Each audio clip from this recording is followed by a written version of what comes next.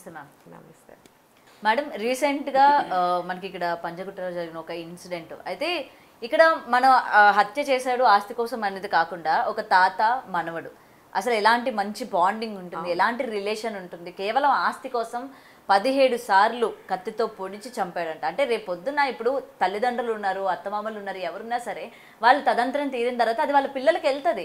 అంటే అప్పటి వరకు కూడా వాళ్ళు ఆగలేక ఎలా అయినా సరే కావాలి అని చెప్పి ఎంత క్రిమినల్ మెంటాలిటీగా తయారైపోయారంటే అన్న తమ్ముడు లేదు, అక్క చెల్లి తల్లి తండ్రి ఏం లేదు, రిలేషన్స్కి వాల్యూస్ కూడా లేవు. సో దీన్ని ఎలా చూడొచ్చు అంటారు? రానున్న కాలంలోనే ఇంకా ఏ విధంగా తయారవుతుందని చెప్పి కూడా భయం పుట్టుకొస్తూ ఉంటుంది. మనం ఎవరిని సొంత అన్నను కూడా ఏమైనా అంటే అమ్మ వాడు మనల్ని రేపు పొద్దున ఏం చేస్తాడా అన్న భయం కూడా ఇలాంటి ఇన్సిడెంట్ చూస్తుంటే అనిపిస్తూ ఉంటుంది. సో దీన్ని ఎలా చూడొచ్చు అంటారు? ఏమి లేదండి, డబ్బే ప్రధానం దేనికైనా సరే. తర్వాత కోపం, ఫ్రస్ట్రేషన్, తట్టుకోలేని స్థితిలో ఉన్నారు. దేనికి కూడా తట్టుకునే స్థితి లేదు. డబ్బు డబ్బు డబ్బు. ఇంకొకటి ఏంటంటే వాళ్ళు పెరిగిన వాతావరణం చూడండి. బాగా డబ్బున్న వాళ్ళు, అంత బాగా డబ్బున్న వాళ్ళు పిల్లల్ని చాలా ఏమంటారు అపురూపంగా గారంగా ఏది అడిగితే అది ఇచ్చి పెంచుతారు. అఫ్కోర్స్ బాగా చదువుకుంటారు కూడా వాళ్ళు.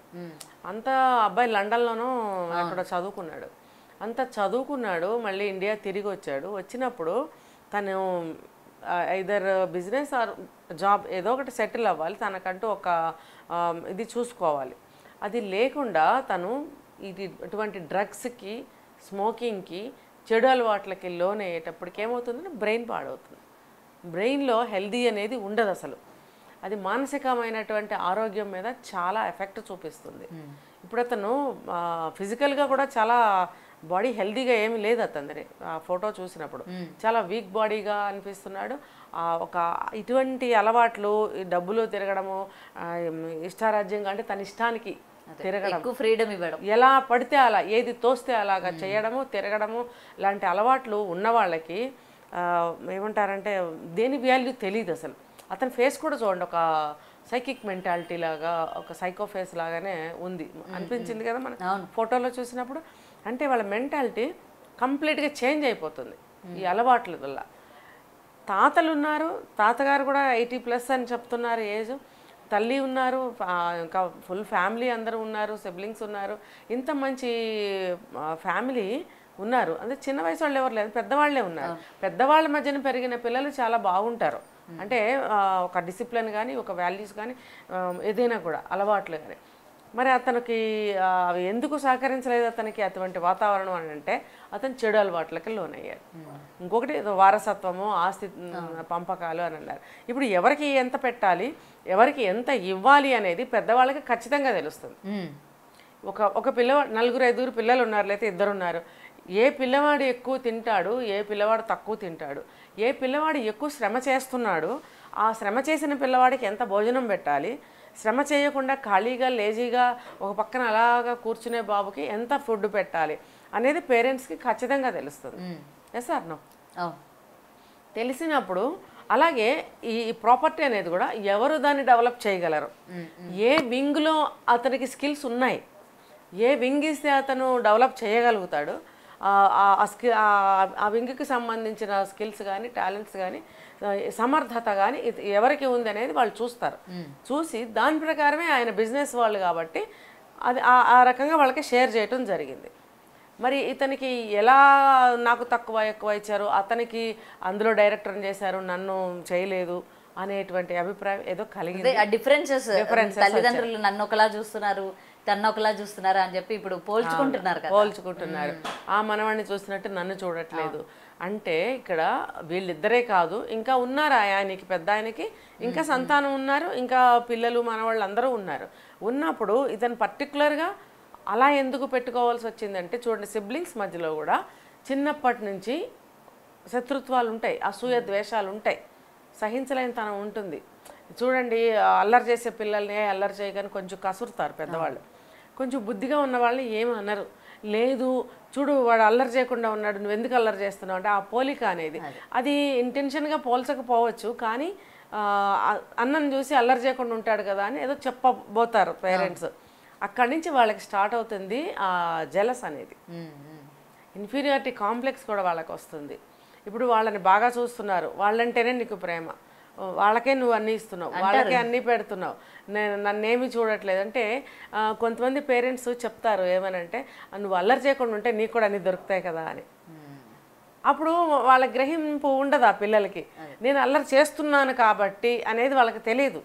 నేను అల్లరి చేసినా సరే నాకు అమ్మాయి వాళ్ళకి అమ్మాయి కదా అనే అభిప్రాయంలోనే ఉంటారు తప్ప నేను అల్లరి చేస్తున్నాను కాబట్టి నన్ను కొంచెం తిడుతున్నారు, పనిష్మెంట్ ఇస్తున్నారు అని అనేది వాళ్ళకి అనిపించదు. సో ఈ రెండో పిల్లవాడు ఎవరైతే ఉన్నారో వాళ్ళ పట్ల చాలా అసూయ, ద్వేషం, వాళ్ళని తిట్టడము, కొట్టడము, లాగడము, వాళ్ళ బుక్స్ చింపేయడం, వాళ్ళ వస్తువులను ఏదో ఒకటి డిస్ట్రాయ్ చేయడము, ఏదో ఒకటి చేస్తూ ఉంటారు. దాంతో అవతల పిల్లవాడు ఇంకొంచెం సఫర్ అవుతూ ఉంటాడు. అప్పుడు మళ్ళీ అగైన్ ఆ పేరెంట్స్ మళ్ళీ ఈ పిల్లవాడిని అలా ఏమవుతుందంటే పెద్దవాళ్ళు అయ్యే వరకు కూడా అది అలా పెరుగుతూ వస్తుంది. అంటే వీళ్ళ మధ్యన అది ఉందా లేదా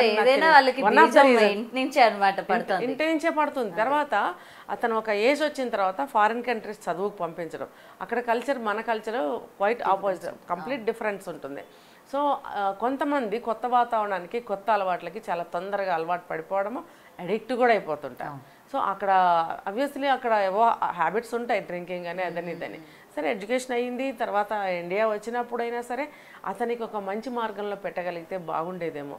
అంటే నాకు అనిపిస్తుంది వాళ్ళ ఫ్యామిలీ మంచిది, వాళ్ళు చెప్పకుండా ఏమీ ఉండరు. కానీ కొన్ని అలవాట్లకి అలవాటు పడి మైండ్, ఆలోచన, అతని యొక్క అభిప్రాయాలు, అతని యొక్క ఇంట్రెస్ట్లు అన్నీ కూడా మారిపోయినప్పుడు ఎవరేం చెప్పినా వాళ్ళు వినరు. బహుశా ఈ అబ్బాయి విషయంలో కూడా అంతే జరిగి ఉండొచ్చు. కాబట్టి ఇంకా కూడా హ్యాబిట్స్కి అడిక్ట్ అయిపోయి చెప్పిన మాట వినని స్టేజ్కి వచ్చాడేమో. సో ఇటువంటి స్థితిలో ఆయన పెద్ద ఆయన అయ్యారు కాబట్టి అందరికీ షేరింగ్ చేయాలి కాబట్టి ప్రాపర్టీస్ చేశారు. ఎవరికి ఎందులో బాగా టాలెంట్స్ ఉన్నాయి వాళ్ళకి అది ఖచ్చితంగా అలాగే ఇస్తారు. ఇతనికి కూడా ఏం అన్యాయం చేయలేదు, ఇతను చేయగలిగింది ఇతనికి ఇచ్చారు. ఇంకొక డాటర్ వాళ్ళ సన్ కాబట్టి సమానంగానే ఇంకొక డాటర్ సన్కి అలా అలా ఇచ్చుకుంటూ వచ్చినప్పుడు ఇతనికి ఏదో లోటు అనిపించింది. నిజానికి ఎవరి వల్ల ఏదవుతుందో అది ఇచ్చారు అని వాళ్ళు చెప్పగలగాలి, చెప్పినా కూడా వినని స్థితిలో ఉన్నాడేమో ఈ అబ్బాయి.